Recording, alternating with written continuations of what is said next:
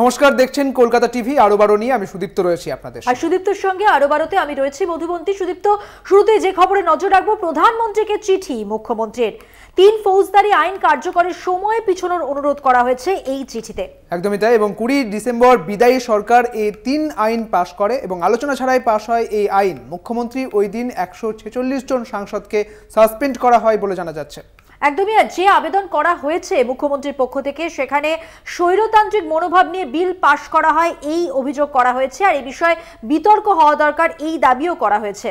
একদমই, মোদীকে সেই চিঠি পাঠানো হয়েছে আরজি মমতা বন্দ্যোপাধ্যায়ের ভারতীয় ন্যায় সংহিতা ২০২৩, ভারতীয় সাক্ষ্য অধিনিয়ম ২০২৩, ভারতীয় নাগরিক সুরক্ষা সংহিতা ২০২৩, এই ৩টি ফৌজদারি মামলায় চিঠি করা হয়েছে প্রধানমন্ত্রীকে। চিঠি পাঠিয়েছেন মুখ্যমন্ত্রী মমতা বন্দ্যোপাধ্যায়। প্রধানমন্ত্রীকে চিঠি দিয়েছেন মুখ্যমন্ত্রী মমতা বন্দ্যোপাধ্যায় এবং তিনি এই চিঠিতে যা যা বলেছেন সেই জায়গায় স্পষ্ট করতে তিনি এটাই চেয়েছেন যে তিনি মোদীকে আর্জি জানাচ্ছেন যে ভারতীয় ন্যায় সংহিতা ২০২৩, ভারতীয় সাক্ষ্য অধিনিয়ম ২০২৩, ভারতীয় নাগরিক সুরক্ষা সংহিতা ২০২৩ আলোচনা ছাড়াই পাশ হয় এই আইন। এক্ষেত্রে একটা বৈঠক হওয়া দরকার, এই দাবি তিনি করেছেন। একদমই তাই। এবং এই আলোচনা ছাড়াই এই ৩টি আইন কিন্তু পাশ হয়ে যায়, অর্থাৎ 3টি বিল পাশ হয়ে যায়। আরজি মমতার যে বিলগুলি পাশ হয়েছিল, অর্থাৎ ভারতীয় ন্যায় সংহিতা ২০২৩, ভারতীয় সাক্ষ্য অধিনিয়ম ২০২৩ এবং ভারতীয় নাগরিক সুরক্ষা সংহিতা ২০২৩, সেগুলি আরও একবার পুনর্বিবেচনা করার জন্য ওই দিন ১৪৬ জন সাংসদকে সাসপেন্ড করা হয়েছিল। তুমি জানো যে ডিসেম্বর মাসে এই সাসপেন্ড করা হয়েছিল এই সাংসদদের, এবং সেই ভিত্তিতে আবারও প্রধানমন্ত্রীকে চিঠি পাঠালেন মুখ্যমন্ত্রী মমতা বন্দ্যোপাধ্যায়। প্রধানমন্ত্রী নরেন্দ্র মোদীকে চিঠি লিখলেন মুখ্যমন্ত্রী মমতা বন্দ্যোপাধ্যায়।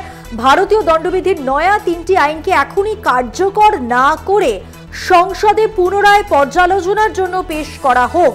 প্রধানমন্ত্রীকে চিঠি লিখে এমনটাই দাবি করা হলো মুখ্যমন্ত্রী মমতা বন্দ্যোপাধ্যায়ের পক্ষ থেকে। গত ডিসেম্বর, সুদীপ্ত যেমনটা বলছিলে তুমি, শীতকালীন অধিবেশনে এই ৩টি আইন পাশ করানো হয়েছিল এবং এই আইন কার্যকরী করতে রাষ্ট্রপতির সম্মতিও মিলেছিল।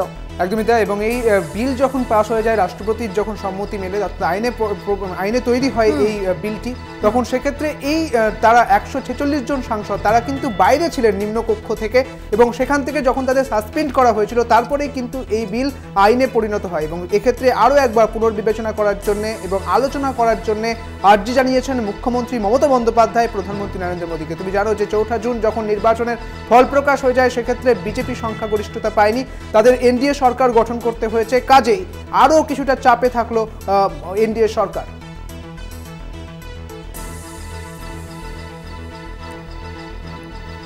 আমাদের সঙ্গে রয়েছেন তৃণমূল মুখপাত্র শান্তনু সেন। শান্তনুবাবু, কলকাতা টিভিতে আপনাকে স্বাগত জানাই। আপনাকে যে প্রশ্নটা আপনার কাছে থাকবে, প্রধানমন্ত্রীকে চিঠি করেছেন মুখ্যমন্ত্রী মমতা বন্দ্যোপাধ্যায়, 3টি যে বিল যে আইনে পরিণত হয়েছিল, এর পরিপ্রেক্ষিতে কি বলবেন? দেখুন, লাস্ট পার্লামেন্ট সেশনে গায়ের জোরে ১৪৫ জন সাংসদকে সাসপেন্ড করে তুগলকি কায়দায় এই বিল পাশ করানো হয়েছিল সম্পূর্ণ অনৈতিকভাবে। আমরা বিগত 10 বছরে দেখেছি অ্যাভারেজ 5 থেকে 7 মিনিটে একটা করে বিল পাস হয়েছে। অ্যাভারেজ 70-80% বিল তার কোনো স্ক্রুটিনি হয়নি। পুরোটাই মনোপলি চলেছে, পুরোটাই একটা স্বেচ্ছাচারী স্বৈরাচারী শাসন ব্যবস্থা চলেছে। এবং এই বিলের ব্যাপারে আমাদের মুখ্যমন্ত্রী, আমাদের নেত্রী মমতা ব্যানার্জি এর আগেও তার মতামত জানিয়েছিলেন, এবং সেই কারণেই তিনি আজকে এই চিঠি দিয়েছেন। এবং আমি আশা করব আগামী 24 তারিখ থেকে নতুন যে সংসদ অধিবেশন শুরু হবে, সেখানেও এই নিয়ে বিরোধী সাংসদরা সোচ্চার হবেন। অনেক ধন্যবাদ আপনাকে শান্তনুবাবু। আমাদের সঙ্গে ছিলেন তৃণমূল মুখপাত্র শান্তনু সেন। ১ জুলাই থেকে দেশে কার্যকরী হবে নয়া ফৌজদারি আইন। গত বছর ডিসেম্বর মাসে নয়া অপরাধ আইন পাশ করানো হয় লোকসভায়। আইন কার্যকরী করতে রাষ্ট্রপতির অনুমোদনও মেলে। তবে নয়া অপরাধ আইন গোটা দেশে কার্যকরী করার তারিখ পিছিয়ে দেওয়া হোক এবং 3টি আইন নিয়ে নবনির্বাচিত সংসদে পুনরায় আলোচনা করা হোক।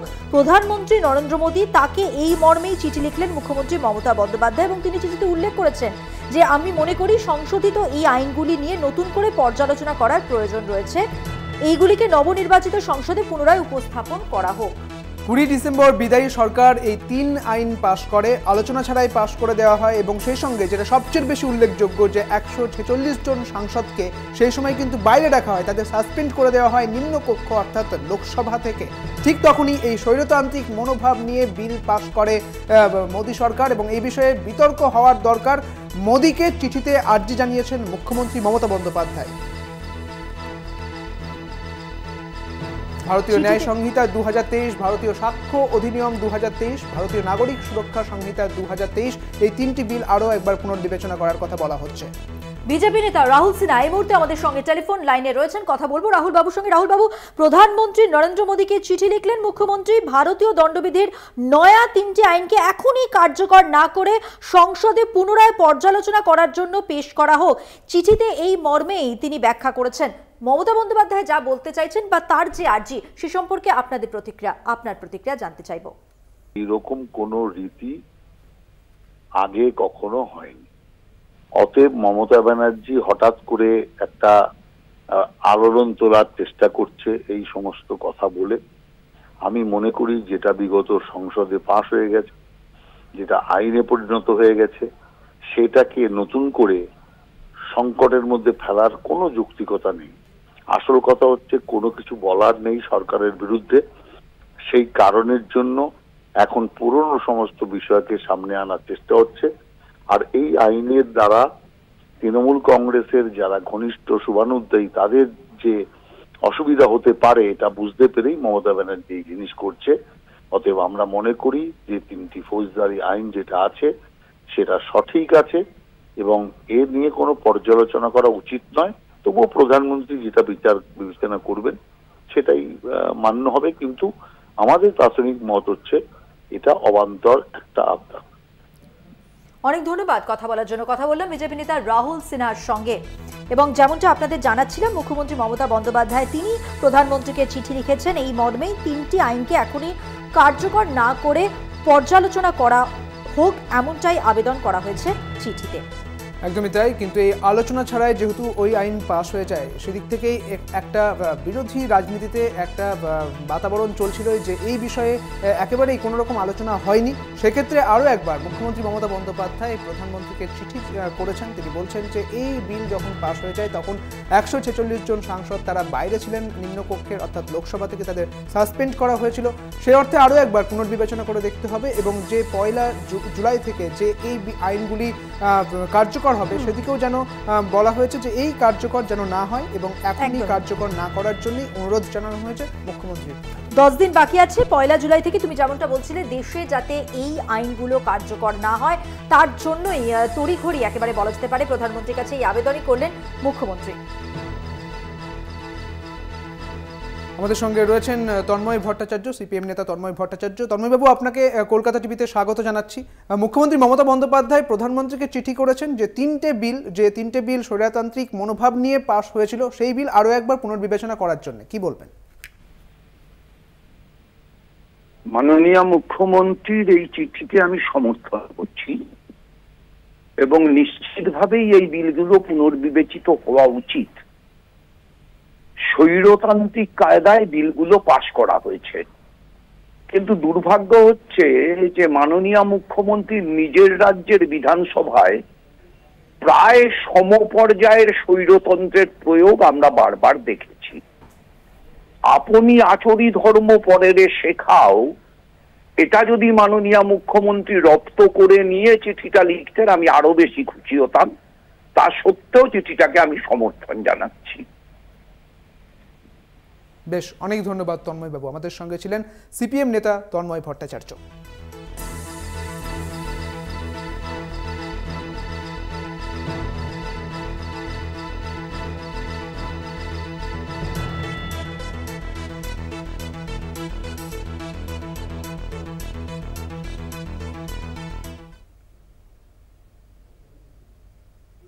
শুরুতেই সুদীপ্ত, প্রধানমন্ত্রীকে মুখ্যমন্ত্রী যে চিঠি দিয়েছেন সেই চিঠি নিয়ে যেমন আমরা আলোচনা করলাম, এবার মুখ্যমন্ত্রীর কড়া বার্তা কি?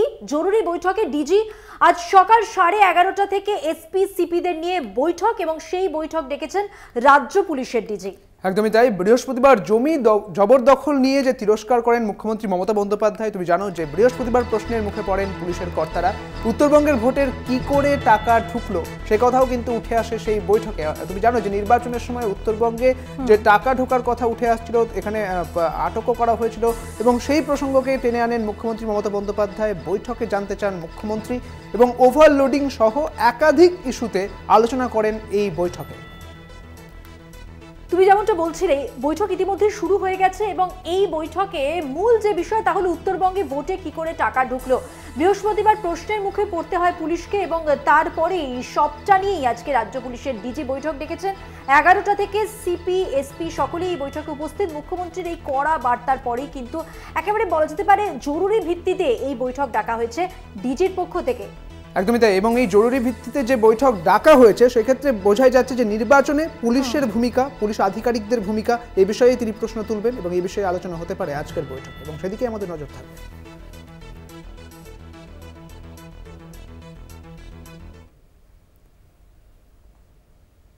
অন্যদিকে যে খবরের দিকে নজর রাখবো মধুবন্তী, তেহট্টের তৃণমূল বিধায়ক তাপস সাহাকে সিবিআই তলব করেছে। নিয়োগ দুর্নীতি মামলায় তলব করা হয়েছে তাপস সাহাকে। তাপস সাহাকে আগেও তলব করা হয় সিবিআই এর পক্ষ থেকে। 2023-এর 2রা মে হাজিরা দিয়েছিলেন তাপস সাহা, আরও একবার তলব। একদমই তাই। নিয়োগ দুর্নীতি মামলায় এই তাপস সাহাকে তলব করে সিবিআই। এর আগেও একবার তলব করা হয়েছিল, আবারও তলব করা হচ্ছে তাপস সাহাকে। তেহট্টের তৃণমূলের বিধায়ক তাপস সাহা, সিবিআই তলব করেছে তাকে। নিয়োগ দুর্নীতি মামলাতে যেমনটা তুমি বলছিলে, তৃণমূলের বিধায়ক তাপস সাহা, তাকে ফের তলব। নিয়োগ দুর্নীতি মামলায় এর আগেও তাকে তলব করা হয়েছে। নিজাম প্যালেসে হাজিরা দিয়েছিলেন তাপস সাহা। আমাদের সঙ্গে রয়েছেন আমাদের প্রতিনিধি সন্তু সাহা। সন্তু, আবারও তাপস সাহাকে তলব করেছে সিবিআই, কি জানতে পারছো? একেবারেই দেখো, নিয়োগ দুর্নীতি মামলায় অভিযোগ গত বছর তাপস সাহার বিরুদ্ধে ওঠে। সেই সময় কিন্তু প্রাথমিকভাবে রাজ্য দুর্নীতি দমন শাখার হাতে এই তদন্ত ভার যায়। পরবর্তী বিজেপি নেতা তরুণ জ্যোতি তেওয়ারি তিনি হাইকোর্টে একটি মামলা করেন। সেই মামলার ভিত্তিতে কিন্তু অভিযোগের ভিত্তিতে সিবিআই তদন্তের নির্দেশ দেওয়া হয়। তারপর মার্চ মাসের গত বছরে এপ্রিল মাসের 21 তারিখে তাপস সাহার বাড়িতে কিন্তু সিবিআই তদন্ত আসে। সেই সময় টানা 15 ঘন্টা জিজ্ঞাসাবাদ করেছিলেন। শুধু সেই জিজ্ঞাসাবাদ নয়, এরপরেও কিন্তু তাকে আবারও ডেকে পাঠায় সিবিআই দপ্তর নিজাম প্যালেসে হাজিরাও দিয়েছিলেন। সেই ঘটনা দীর্ঘদিন পেরিয়ে গেলেও কোন রকম এই তদন্ত গতি প্রকৃতি কোন দিকে এগুলো সেই তথ্য কিন্তু সামনে আসছিল না। শুধু তাপস সাহা নয়, এই ঘটনায় কিন্তু তাপস সাহার প্রাক্তন আত্মসহায়ক তাকেও কবির কয়াল, তাকে কিন্তু গ্রেফতার করা হয়েছিল। সেই দীর্ঘদিন পেরিয়ে গেলেও, পরবর্তী জামিনে ছাড়া পেলেও দীর্ঘদিন পেরিয়ে গেলেও সেই ঘরের কোনো গতি প্রকৃতি জানা যাচ্ছিল না। আবারও রাজ্যে লোকসভা নির্বাচন শেষ হওয়ার পরেই কিন্তু দেখা যাচ্ছে সিবিআই তৎপরতা যেমন দেখা গিয়েছে, ঠিক তেমনই তেহট্টের বিধায়ক তাপস সাহাকেও কিন্তু আজকে ডেকে পাঠিয়েছে। আমরা সূত্রমাত্র যেমন জানতে পারি, শুধু তাপস সাহা নয়, তাপস সাহার প্রাক্তন আত্মসহায়ক কবির কয়াল তাকেও কিন্তু ডেকে পাঠিয়েছে সিবিআই। এই ঘটনায় তাপস সাহা ইতিমধ্যে বাড়ি থেকে রওনা দিয়েছেন, আর সকালে তিনি বাড়ি থেকে রওনা দিয়েছেন। তিনি ইতিমধ্যে কলকাতার উদ্দেশ্যে কলকাতায় যাচ্ছেন, সেখানে গিয়ে হাজিরা দেবেন এমনটাই কিন্তু আমরা সূত্রমাত্র জানতে পেরেছি। তার পাশাপাশি কবির কয়াল তিনিও কিন্তু হাজিরা দেবেন এমনটাই কিন্তু জানা গিয়েছে। এই ঘটনায় কোন দিকে তদন্ত যায় এবং কি হয় সেই দিকে কিন্তু আমাদের নজর থাকছে। পাশাপাশি তোমাকে আরেকটা বিষয় জানিয়ে রাখি, পুরনো যে তদন্ত সেই সময় কিন্তু সমস্ত অভিযোগ খতিয়ে দেখে এবং সমস্ত অভিযোগকারীদেরকেও সিবিআই হাজিরা দিতে বলেন, তারা তাদের সঙ্গে জিজ্ঞাসাবাদ করেন। তার পাশাপাশি এই যে প্রাক্তন আত্মসহায়ক কবির কয়াল, তার যে ব্যাংকের নথি সেই সমস্ত কিন্তু সেই সময় চেয়ে পাঠানো হয়, কিন্তু তারপরে কোনো তদন্ত গতি প্রকৃতি দেখা যায়নি। আবারও এই তৎপরতা, তা নিয়েও কিন্তু একটা রাজনৈতিক মহলে প্রশ্ন উঠতে শুরু করেছে। অভিজ্ঞতা, একদমই। অনেক ধন্যবাদ সন্তু তোমাকে। আমি সুদীপ্ত ছিলাম তোমার সঙ্গে। টাকার বিনিময়ে চাকরির মামলায় তৃণমূল বিধায়ক তাপস সাহাকে আবারও তলব করলো সিবিআই। সিবিআই এর দুর্নীতি দমন শাখা নিজাম প্যালেসে তাকে হাজির হতে বলেছে, আর এই নিয়ে দ্বিতীয়বারের জন্য তলব করা হলো তাপস সাহাকে। তার সঙ্গে আরো 3 জনকে এই মামলায় তলব করা হয়েছে। প্রথমে এই মামলার তদন্ত করছিল রাজ্যের অ্যান্টি করাপশন ব্রাঞ্চ, তবে পরে হাইকোর্টের নির্দেশে সিবিআই এই মামলার তদন্ত ভার নেয়। নিয়োগ দুর্নীতি মামলায় এর আগেও সিবিআই এর তলব পেয়ে নিজাম প্যালেসে হাজিরা দিয়েছিলেন তাপস সাহা। 2023-এর 2রা মে তাকে তলব করা হয়েছিল, সেখানে হাজিরা দিয়েছিলেন তিনি এবং আবারও তলব করা হচ্ছে তাপস সাহাকে। তেহট্টের বিধায়ক তিনি। এবং তুমি জানো যে প্রধানমন্ত্রী নরেন্দ্র মোদী তিনি যখন লোকসভা নির্বাচনে বাংলায় বারবার আসছিলেন লোকসভা নির্বাচনের আগে, তখনই তিনি বলেছিলেন যে আরও কঠিন হতে চলেছে নিয়োগ দুর্নীতির এই যে তদন্ত। এবং তারপরে আবারও যখন লোকসভা নির্বাচনের ফল প্রকাশ হয়ে যায়, এনডিএ সরকার গঠন করে, ঠিক তখন দেখা যাচ্ছে আবারও নিয়োগ দুর্নীতি মামলায় তাপস সাহাকে তলব করা হয়েছে। শুধু তাপস সাহা নয়, আরও অনেকজনকে তলব করা হয়েছে। নদিয়ার তেহট্টে তার বাড়িতে তল্লাশি চালায় সিবিআই আধিকারিকরা। কেন্দ্রীয় তদন্তকারী সংস্থার 12 জন আধিকারিক তাপস সাহার বাড়িতে তল্লাশি চালান। তাপসের আত্মসহায়কের বাড়ি ও বাড়ির পাশের পুকুরেও তল্লাশি চলে, যেমনটা আমাদের প্রতিনিধি সন্তু সাহা আমাদের বলছিলেন। এবং সব মিলিয়ে এই মুহূর্তে যা খবর, তাকে আরো একবার তলব করা হলো সিবিআইয়ের পক্ষ থেকে। একদমই তাই, এবং এই তলব মূলত নিয়োগ দুর্নীতি মামলাকে কেন্দ্র করেই বলেই জানা যাচ্ছে।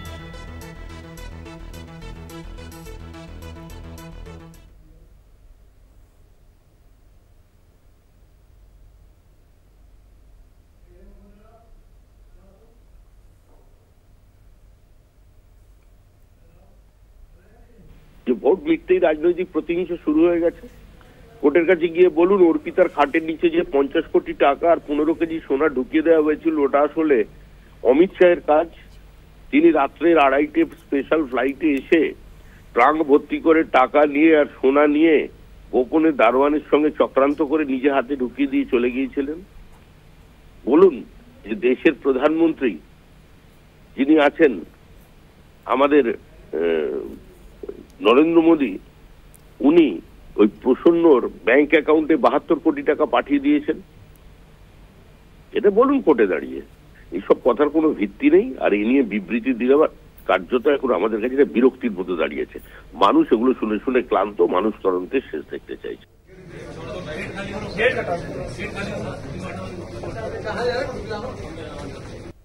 সেন্ট্রাল এজেন্সিকে ব্যবহার করে বিরোধী দল, বিরোধী রাজ্য তাদের উপর আক্রমণ করা, এটা তো বিজেপির একটা সংস্কৃতিতে পরিণত হয়েছে। নির্বাচনের আগেও তারা একইভাবে কাজ করেছে।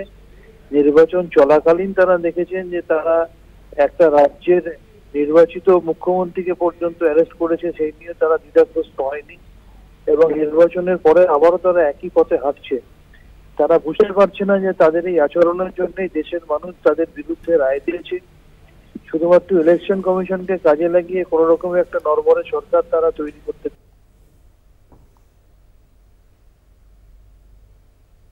আর সুদীপ্ত, এখন সময় হয়ে গেছে একটা বিরতি নেওয়ার। একদমই তাই, ফিরছি বিরতির পর, সঙ্গে থাকুন। ফিরে এলাম বিরতির পর। এখন যে খবরের দিকে নজর রাখবো, কেজরিওয়ালকে জামিন দেওয়া হয়েছে। আপনারা জানেন যে দিল্লির মুখ্যমন্ত্রী অরবিন্দ কেজরিওয়াল, তাকে জামিন দেওয়া হয়েছে। জামিন নিয়ে তীব্র বিতর্ক। কেজরির জামিনের নির্দেশে স্থগিতাদেশ দিল্লি হাইকোর্টের। কেজরিওয়ালের জামিনের স্থগিতাদেশ দিল্লি হাইকোর্টের। বৃহস্পতিবার রাত 8টায় রাউস অ্যাভিনিউ কোর্টে জামিন মঞ্জুর করা হয় এবং জামিনের আবেদনের বিরোধিতার পর্যাপ্ত সুযোগ মেলেনি। ওয়েবসাইটে সেই রায় নেই। আজ সকালে দিল্লি হাইকোর্টের সওয়াল ইডির আইনজীবী।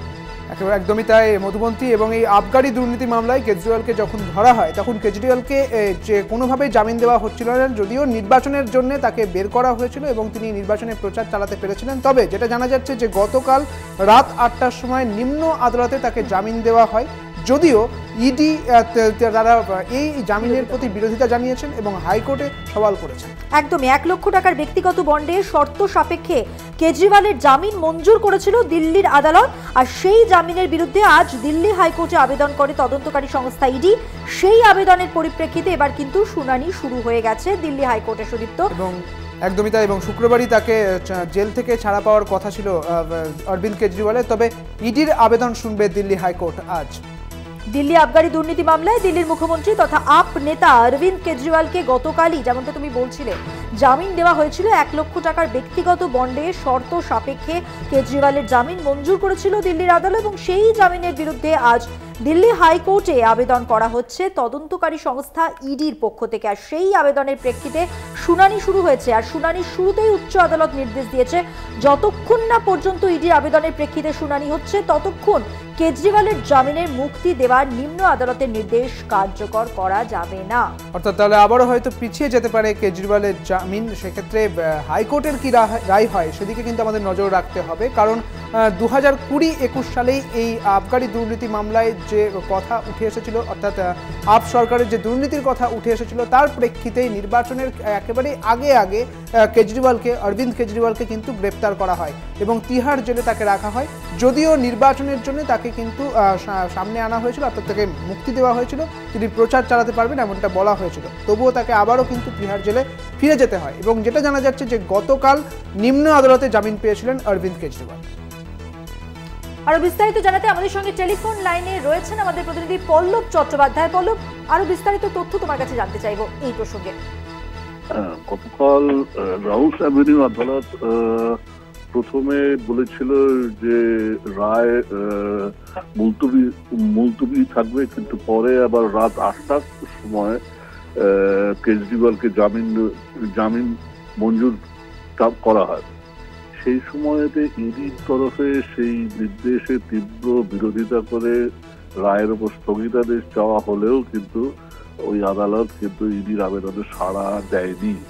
ফলে আজকে সকাল হতেই ইডি শটান চলে যায় দিল্লি হাইকোর্টে। সেখানে ভেকেশন বেঞ্চকে পুরো বিষয়টা জানিয়েছে এবং সেখানে এও জানানো হয় যে কেজরিওয়ালকে জামিন দেওয়া হলেও সেই অর্ডার কিন্তু কোর্টের সাইটে কিন্তু এখনো অবধি নেই। অর্থাৎ যে নির্দিষ্টভাবে কোর্ট এই অর্ডারটা দিয়েছে সেই অর্ডারটা কিন্তু কারুর হাতে নেই।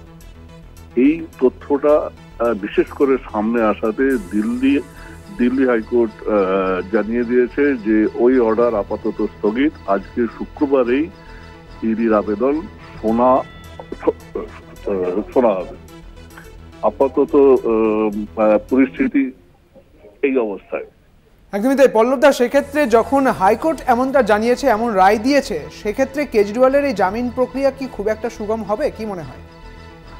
এটা ইডি এখন কতটা নিম্ন আদালতের রায়টাকে সঠিক নয় বলে যদি প্রমাণটা করতে পারে তবেই কিন্তু অর্ডারটা বাতিল হতে পারে। ধন্যবাদ পল্লব। কথা বললাম আমাদের প্রতিনিধি পল্লব চট্টোপাধ্যায়ের সঙ্গে।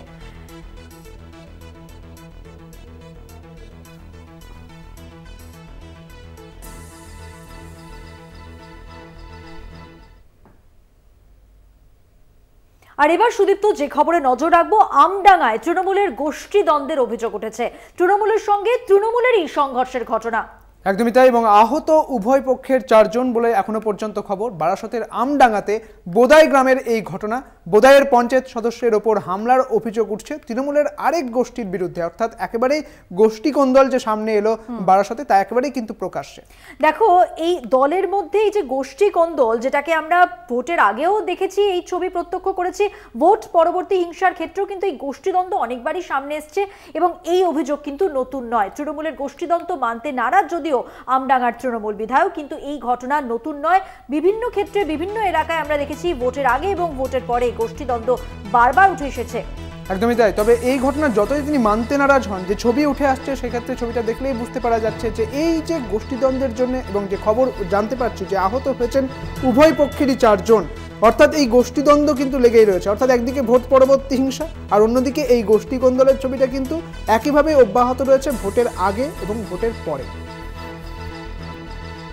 তৃণমূলের দুই গোষ্ঠীর সংঘর্ষে উত্তপ্ত উত্তর 24 পরগনার আমডাঙ্গা। বাঁশ লাঠি দিয়ে দুপক্ষের লোকজন একে অপরের উপর আক্রমণ করে বলে অভিযোগ। ঘটনায় জখম হয়েছেন উভয় পক্ষের 4 জন। আহতরা বারাসাত জেলা মেডিকেল কলেজ ও হাসপাতালে চিকিৎসাধীন রয়েছেন এবং খবর পেয়ে হাসপাতালে আহত তৃণমূল কর্মীদের দেখতে যান আমডাঙ্গার বিধায়ক রফিকুর রহমান। এলাকা দখলের লড়াইয়ে হুগলির খানাকুলে তৃণমূল কর্মী খুন হয়েছেন। সব মিলিয়ে কিন্তু বারবারই দলের মধ্যে যে গোষ্ঠী সংঘর্ষ, গোষ্ঠী দ্বন্দ্বের অভিযোগ উঠছে। অর্থাৎ আমডাঙ্গায় এই মুহূর্তে উত্তপ্ত তৃণমূলের গোষ্ঠীদ্বন্দ্বের জেরে এই উত্তপ্ততা। অভিযোগ তৃণমূলের সঙ্গে তৃণমূলের সংঘর্ষে আহত উভয় পক্ষের 4 জন। বারাসতের আমডাঙ্গায় বোদাই গ্রামের এই ঘটনা। বোদাইয়ের পঞ্চায়েত সদস্যের ওপর হামলা হয়, অভিযোগ তৃণমূলের আরেক গোষ্ঠীর বিরুদ্ধে।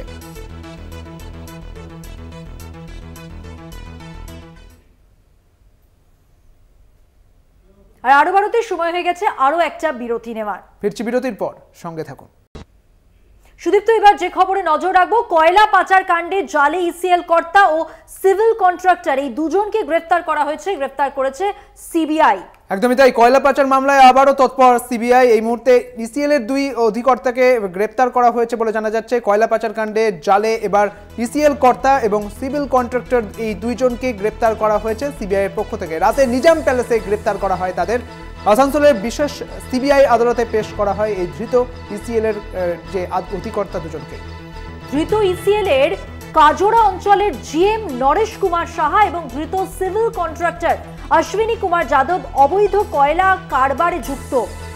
যেটা অভিযোগ, অনুপ মাঝি বা লালার কাছে ঘুষ নেওয়ার এই ইসিএল আধিকারিকদের বিরুদ্ধে।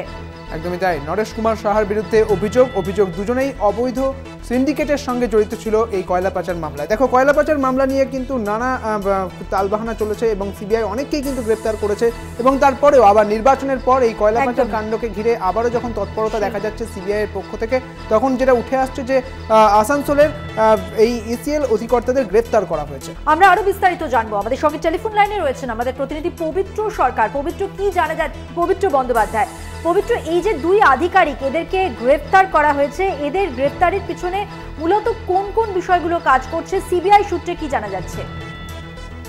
দেখো, মূলত যেটা উঠে এসেছে বা তুমি জানো যে আসানসোলে একটা কয়লা কারবারে বেশ আগামী 3 জুলাই এবং আগামী মাসের 3 তারিখে তোমার কয়লা কাণ্ডে যে চার্জশিট গঠন করার কথা আসানসোল সিবিআই আদালতের বিচারকে, এবং তার আগে এই দুজনকে গ্রেপ্তার, একজন সিভিল কন্ট্রাক্টর এবং একজন জিএম।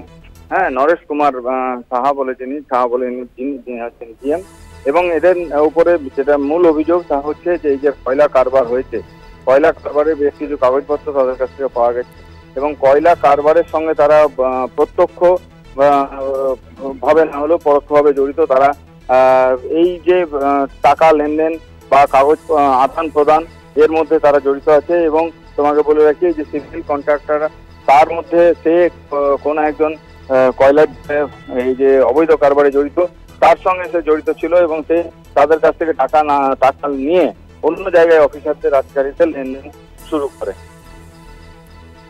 এই অভিযোগেই এদেরকে আজকে আসানসোল যে সিবিআই বিশেষ আদালত, সেই আদালতে তোলা হয়। হিয়ারিং শুনানি এইমাত্র শেষ হলো এবং তোমাকে বলে রাখি যে এই যে দুজনকে আগামী 4 দিন পরে তাদেরকে আবার আসানসোলের যে সিবিআই বিশেষ আদালত, সেখানে তাদেরকে আবার পুনরায় হাজির করবে সিবিআই আধিকারিক।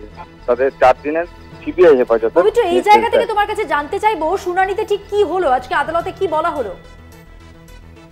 শুনানিতে দেখো, যেটুকু হয়েছে শুনানিতে বিচারক যদিও সন্তুষ্ট নন, কেন বিচারকের মুখ থেকে এই কথা উঠে আসছে যে আসানসোলে এর আগে সিবিআই আদালতে প্রায় 8 জন সিবিআই আধিকারিকরা প্রায় 1 বছর জেল খেটে আছেন, কিন্তু তারাও এই কয়লা কারবারে জড়িত ছিল। কিন্তু আপনাদের কাছে এর সম্পূর্ণ তথ্য কি আছে, কিভাবে এ জড়ালো, কোন ইয়েতে তাদেরকে আপনারা তুলেছেন, এদের কাছে আপনারা কোনো কিছু রিকভারি করেছেন কিনা, কোনো সিজ করেছেন কিনা, সেই জায়গায় বলতে গেলে সিবিআই এর যে আদালতের যে বিচারক, তার যে প্রশ্নের সঠিক উত্তর দিতে পারেনি যে সিবিআই এর আইন। যোগাযোগ বিচ্ছিন্ন, কিন্তু আজকে আদালতে যে সওয়াল জবাব ছিল সেই প্রসঙ্গে আমাদের বিস্তারিত জানালেন আমাদের প্রতিনিধি পবিত্র বন্দ্যোপাধ্যায়। একদমই তাই। রাতে নিজাম প্যালেসে তাদের গ্রেপ্তার করা হয়েছিল। এই দুই ইসিএল আধিকারিকদের গ্রেপ্তার করা হয় এবং তারপরেই তাদের গ্রেপ্তার করা হয়েছে যেহেতু, এবং সেই সঙ্গে একটা জিনিস জানিয়ে রাখি আপনাদের, যে চার্জশিট দেওয়া হয়েছিল সেখানে আরও 34 জনের নাম ছিল, তবে এই দুইজনকেই এখনো পর্যন্ত গ্রেপ্তার করা হয়েছে বলে খবর।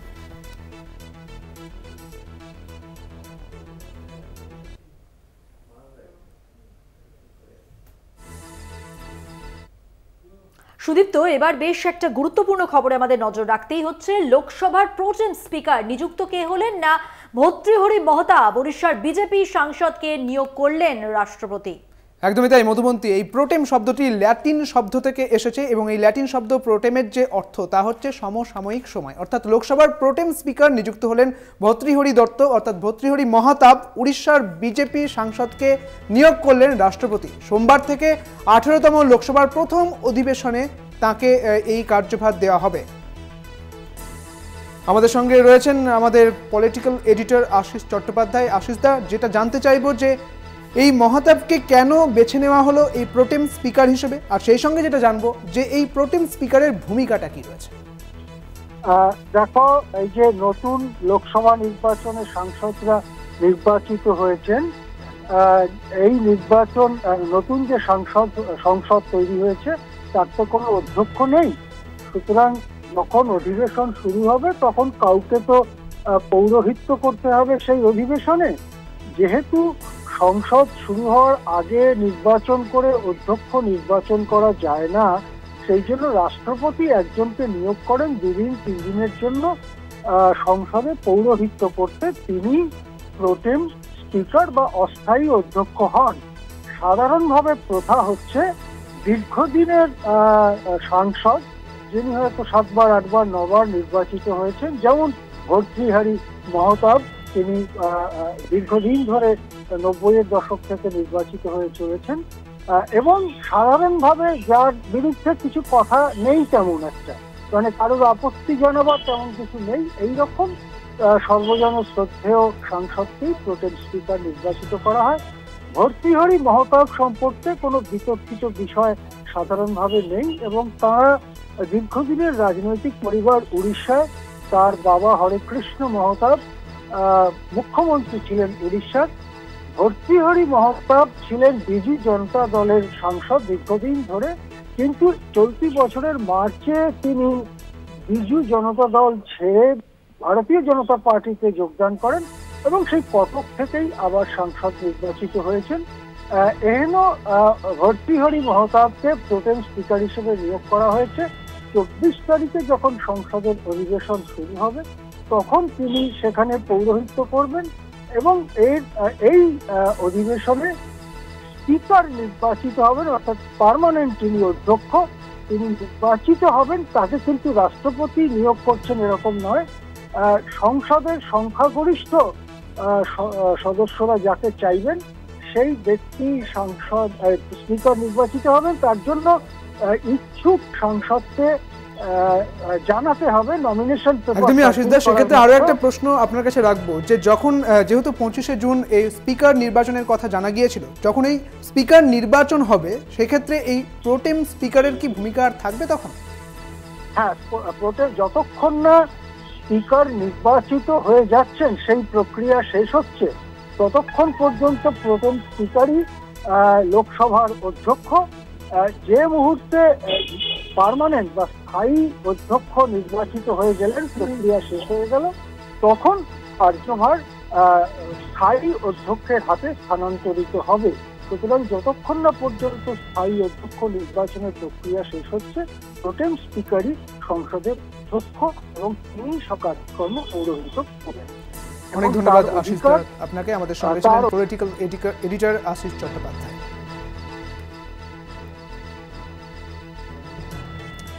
রাষ্ট্রপতি দ্রৌপদী মুর্মু বৃহস্পতিবার ভারতীয় জনতা পার্টির সাংসদ ভর্তৃহরি মহতাবকে লোকসভার প্রোটেম স্পিকার হিসেবে নিযুক্ত করেছেন এবং সংসদ বিষয়ক মন্ত্রী কিরেন রিজিজু এই নিয়োগের কথা ঘোষণা করেন।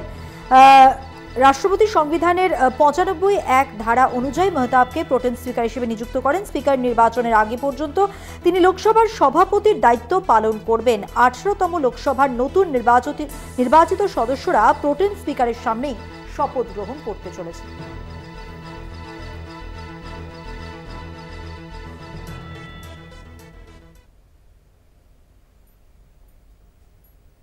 পুলিশের বিরুদ্ধে হেনস্থার অভিযোগে হাইকোর্টে মামলা। নন্দীগ্রাম থানায় 16 দিন 47টি এফআইআর দায়ের করা হয়েছে। 14 মে থেকে 1 জুন 47টি এফআইআর হয়েছে। প্রায় সব মামলায় বিজেপি নেতাকর্মীদের বিরুদ্ধে এবং শতপ্রণোদিত মামলা করেছে পুলিশ। দাবি মামলাকারীদের এবং মামলা দায়ের করার অনুমতি বিচারপতি অমৃতা সিনহার। 26শে জুন শুনানির সম্ভাবনা রয়েছে। অর্থাৎ বিচারপতি অমৃতা সিনহা তিনি অনুমতি দিয়েছেন মামলা দায়ের করার জন্য। 26শে জুন এই মামলার শুনানি রয়েছে বলে জানতে পারা যাচ্ছে। শতপ্রণোদিত মামলা করেছে পুলিশ, দাবি এমনটাই করা হচ্ছে মামলাকারীদের পক্ষ থেকে। মামলাকারীদের মামলা দায়ের করার অনুমতি দেওয়া হয়েছে বিচারপতি অমৃতা সিনহার পক্ষ থেকে। এবং 47টি যে মামলা রয়েছে সেখানে একটা বিষয় কিন্তু স্পষ্ট, যে সব মামলায় বিজেপির নেতা এবং কর্মীদের বিরুদ্ধে। 14 মে থেকে 1 জুন 47টি এফআইআর এবং এই পুলিশের বিরুদ্ধে হেনস্থার অভিযোগে হাইকোর্টে মামলা, এবং যেখানে নন্দীগ্রাম থানায় 16 দিনে 47টি এফআইআর। তাই নন্দীগ্রাম থানায় 16 দিনে 47টি এফআইআর এবং 14 মে থেকে 1 জুন পর্যন্ত, অর্থাৎ একেবারে নির্বাচনের সময়টা কিন্তু মধুপন্থী। 14 মে থেকে 1 জুন একেবারে শেষ দফা নির্বাচন হয়েছে, অর্থাৎ 7 দফার মধ্যে শেষ দফা নির্বাচন হয়েছে। সেই 47টি এফআইআর হয়েছে প্রায় সব মামলায় বিজেপি নেতা কর্মীদের বিরুদ্ধে। শতপ্রণোদিত মামলা করেছে পুলিশ। দাবি মামলাকারীর মামলা দায়ের করার অনুমতি বিচারপতি অমৃতা সিনহার। 26শে জুন শুনানির সম্ভাবনা।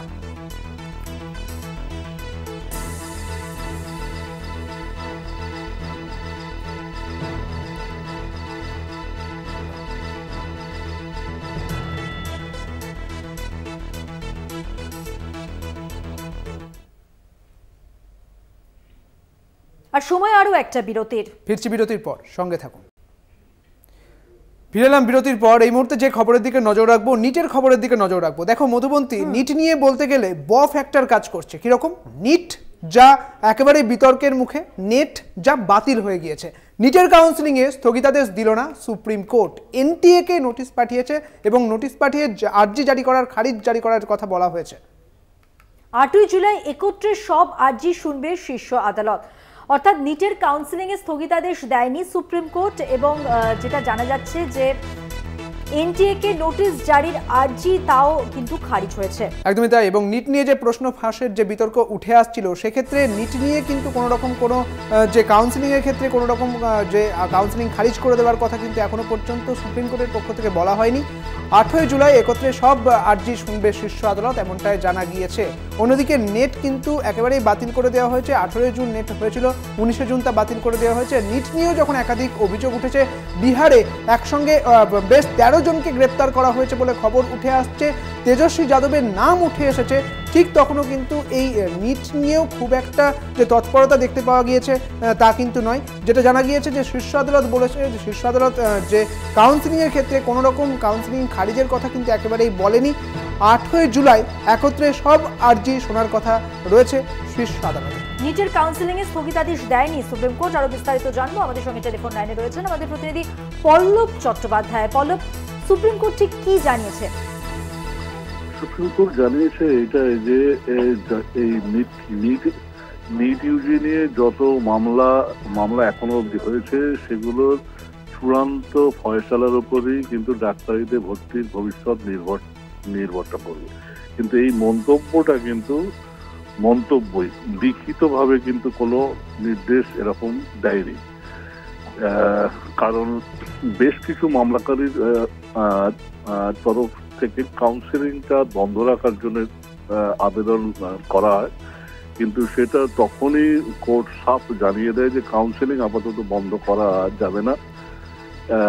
কারণ দিল্লি বলে বিহার এবং গুজরাট পুলিশের কাছ থেকে যেসব তথ্য এনআইটি এখনো অব্দি পেয়েছে, সেগুলো কোর্টে আসার পর 8 জুলাই চূড়ান্ত শুনানিটা হবে এবং সেটা হয়তো 8 জুলাইতে শেষও হবে না, হয়তো 2-3 দিন ধরে চলার পর কিন্তু কোর্ট চূড়ান্ত সিদ্ধান্ত নেবে যে এই পরীক্ষার ভবিষ্যৎ কি।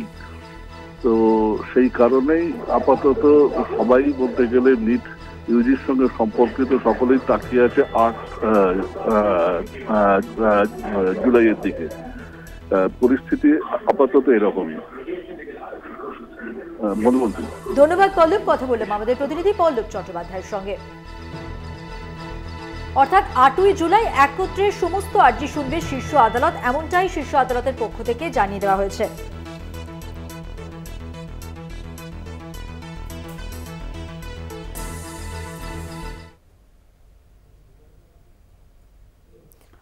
মন ও শরীরের যৌথ উন্নতির জন্যই যোগব্যায়াম।